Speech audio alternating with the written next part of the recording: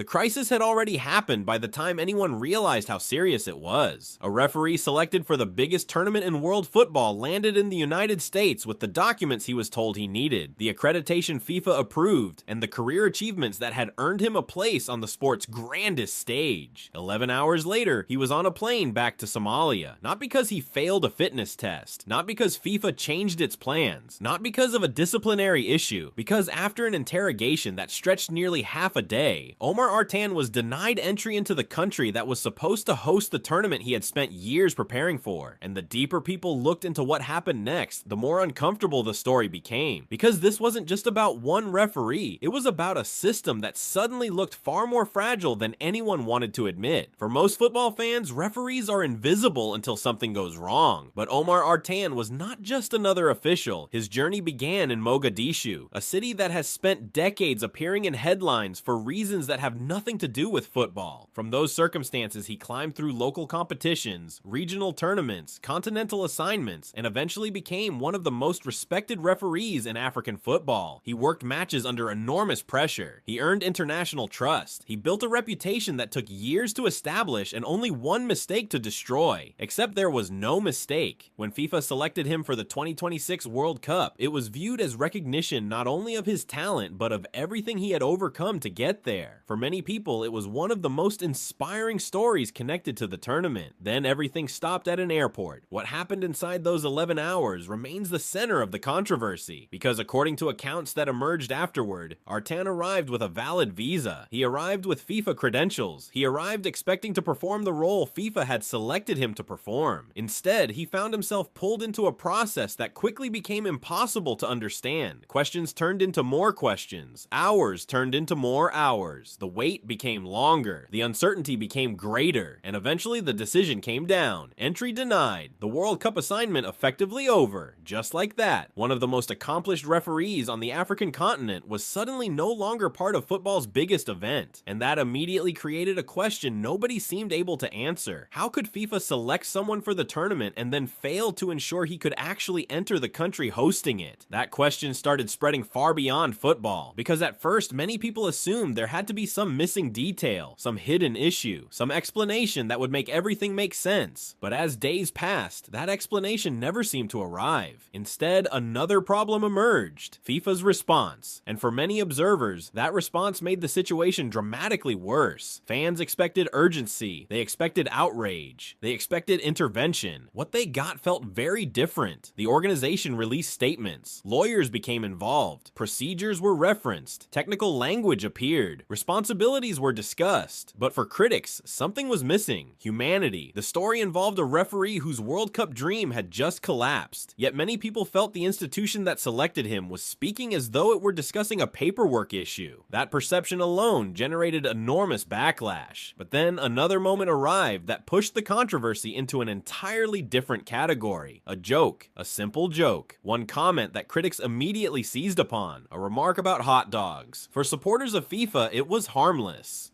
For defenders of Artan, it became symbolic, not because of the joke itself, but because of timing. At the exact moment a respected referee was losing the opportunity of a lifetime, football's leadership appeared detached from the consequences. Fair or unfair, that was the perception, and perception matters, especially during a crisis, because once people believe an institution doesn't understand the seriousness of a problem, every future response becomes harder to trust.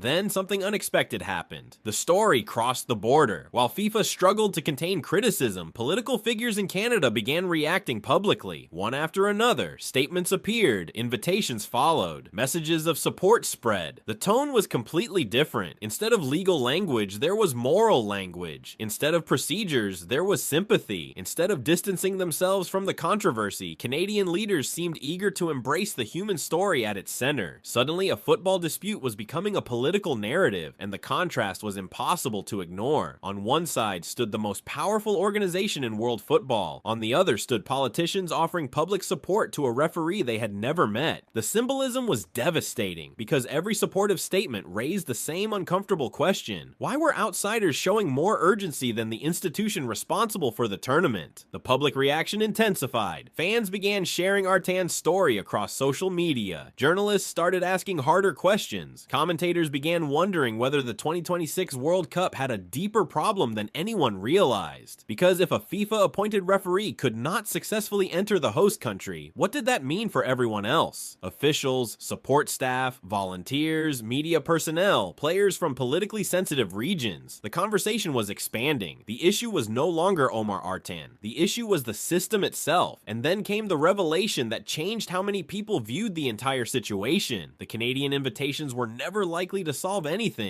Not because Canada didn't want to help, not because the politicians were insincere, but because of how FIFA had structured tournament operations. Most fans assumed a World Cup shared by multiple countries would operate across multiple administrative centers. That assumption turned out to be misleading. Behind the scenes, FIFA had centralized key officiating operations through a single American hub, and that changed everything. Suddenly, the Canadian offers looked less like solutions and more like symbols. Powerful symbols, meaningful symbols, but symbols nonetheless. Because even if Canada welcomed Artan with open arms, the tournament's operational design still pulled officials back toward the United States. And that's when the controversy evolved again. The focus shifted away from one immigration decision and toward a larger structural question. Why build a World Cup that leaves so many critical functions dependent on one country? It's a question that became increasingly difficult to ignore, especially because the tournament had already been promoted as a shared North American project. Yet beneath that image of partnership sat a system concentrated in a single location, a single bottleneck, a single point of failure. And once people noticed it, they couldn't stop noticing it. Every explanation seemed to create another question. Every defense appeared to expose another vulnerability. Every reassurance felt less reassuring. Of course, there was a counter-argument. Supporters of FIFA and tournament organizers pointed out that international events involve complicated laws, security requirements, and immigration processes. They argued that no organization can simply override sovereign decisions. And that's true. No football governing body controls national borders. But critics weren't really arguing about border control anymore. They were asking something different. If these risks were known, why wasn't there a contingency plan? Why was a World Cup official apparently left exposed to a process capable of ending his participation overnight? And why did solutions appear to come from outside football rather than inside it? Those questions lingered, and they lingered because trust was beginning to erode. Trust in preparation.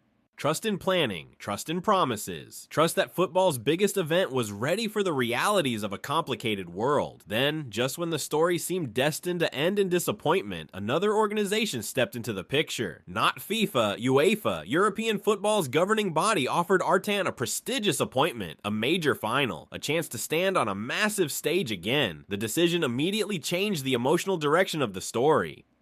Not because it erased what happened. It didn't. Not because it restored the World Cup opportunity. It couldn't. But because it restored something else. Dignity. The message was unmistakable. One institution had watched a respected official lose the opportunity of a lifetime. Another institution decided his career should not be defined by that loss. For many observers, the contrast was striking. And once again, comparisons emerged. Comparisons FIFA probably wished people would stop making. Back in Somalia, support continued to grow. Artan was no longer viewed simply as a referee. He had become a symbol of perseverance, a symbol of frustration, a symbol of what happens when individual achievement collides with institutional machinery. Crowds celebrated him. Messages poured in. People who had never cared about refereeing suddenly cared deeply about what had happened. Because at its core, this wasn't really a story about officiating. It was a story about access, recognition, opportunity, and what happens when systems fail the very people they claim to reward. Which brings us to the most important question. Not what happened to Omar Artan, not even who was responsible, but what happens next. Because the controversy remains unresolved. The structural concerns remain unresolved. The questions about future tournaments remain unresolved, and the trust that was damaged has not been fully repaired. The World Cup is supposed to represent football without borders, a competition that brings the entire world together. But this episode exposed a reality that many people had never considered. Global football may be international, its institutions may be international, its rhetoric may be international, yet the systems underneath can still be vulnerable to national decisions, political realities, and bureaucratic obstacles that no slogan can overcome. Omar Artan's story should have been remembered as the story of a referee from Mogadishu reaching the pinnacle of his profession. Instead, it became something much larger, a warning, a stress test, a glimpse into weaknesses that were supposed to remain invisible. And as the 2026 World Cup moves forward, one question continues hanging over the entire tournament. If this could happen to one of FIFA's own officials before the competition even begins, what other cracks are still waiting to be discovered?